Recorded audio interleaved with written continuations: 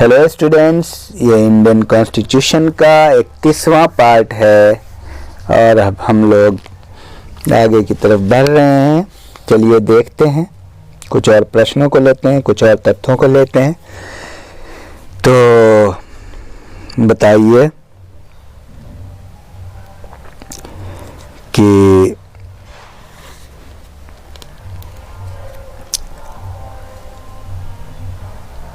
किस अनुच्छेद के तहत यह बंद किया गया है कि कोई व्यक्ति राष्ट्रपति पद पर पुनर्निर्वाचन के लिए पात्र है? अनुच्छेद 56 या अनुच्छेद 57? नेक्स्ट, राष्ट्रपति के निर्वाचक मंडल का उल्लेख संविधान के किस अनुच्छेद में किया गया है? अनुच्छेद 55 या अनुच्छेद 54?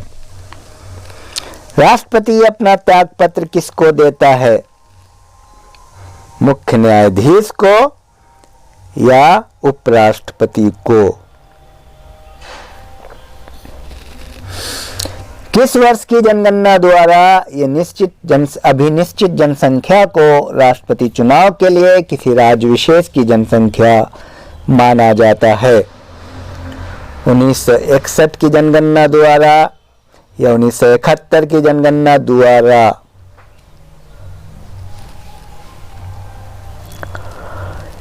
किस संविधान संशोधन द्वारा यह प्रावधान किया गया कि 2026 के पश्चात होने वाली प्रथम जनगणना के आंकड़े प्रकाशित नहीं हो जाते तब तक राष्ट्रपति के चुनाव के लिए राज्यों की जनसंख्या 1971 की जनगणना द्वारा अभिनिश्चित जनसंख्या को माना जाएगा? 83वां संशोधन 2000 या 84वां संशोधन 2001 द्वारा? भारत का राष्ट्रपति अपने पद ग्रहण की तिथि से कितने वर्ष तक पद पर बना रहता है? 4 वर्ष या 5 वर्ष? भारत में राष्ट्रपति का चुनाव किस पद्धति के द्वारा होता है? और ऑप्शन है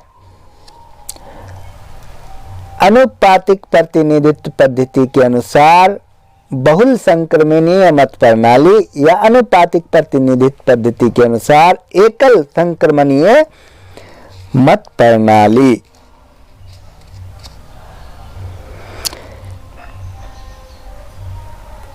राष्ट्रपति का 5 वर्ष का कार्यकाल समाप्त हो जाने पर वो कब तक पद पर बना रहता है? जब उसका समय समाप्त हो जाता है या जब तक कि उसका उत्तराधिकारी अपना पद ग्रहण नहीं कर लेता?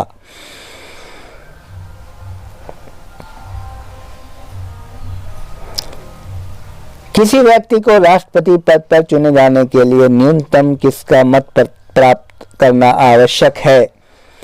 कुल परे वैध मतों के आधे मत का या कुल परे वैध मतों के आधे से एक मत अधिक? किस अनुच्छेद के तहत राष्ट्रपति के पदावधि का बंद किया गया है? Term of office? अनुच्छेद 55 या अनुच्छेद 56? राष्ट्रपति की अवधि कब तक रहेगी, ये किस अनुच्छेद के तहत कहा गया है? जब राष्ट्रपति का पद मृत्यु, त्यागपत्र, महाभियोग या किसी अन्य कारण से रिक्त हुआ हो तो उसे भरने के लिए चुनाव अधिकतम कितने समय के भीतर करा लिया जाएगा? 5 माह या 6 माह?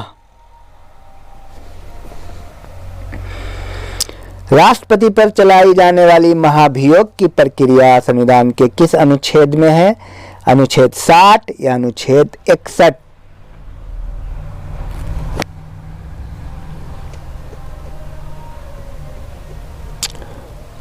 और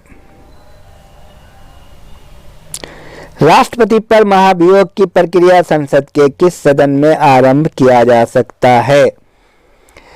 राज्यसभा में या संसद के किसी भी सदन में? राष्ट्रपति पर महाभियोग का प्रस्ताव लाने के लिए संसद में आरोप पत्र प्रस्तुत करने के कम से कम कितने दिन पूर्व उसे इसकी लिखित सूचना देना आवश्यक है। 15 दिन या 14 दिन। भारत के मुख्य न्यायाधीश की अनुपस्थिति में राष्ट्रपति को शपथ कौन दिलाता है? उच्चतम न्यायालय का कोई भी न्यायाधीश या उच्चतम न्यायालय में उपलब्ध ज्येष्ठतम न्यायाधीश सबसे उच्च क्रम में। भारत के राष्ट्रपति को शपथ कौन दिलाता है? उच्चतम न्यायालय का न्यायाधीश या भारत का मुख्य न्यायाधीश? तो ये रहा कुल मिलाकर के, और फिर नेक्स्ट वीडियो में मिलते हैं। थैंक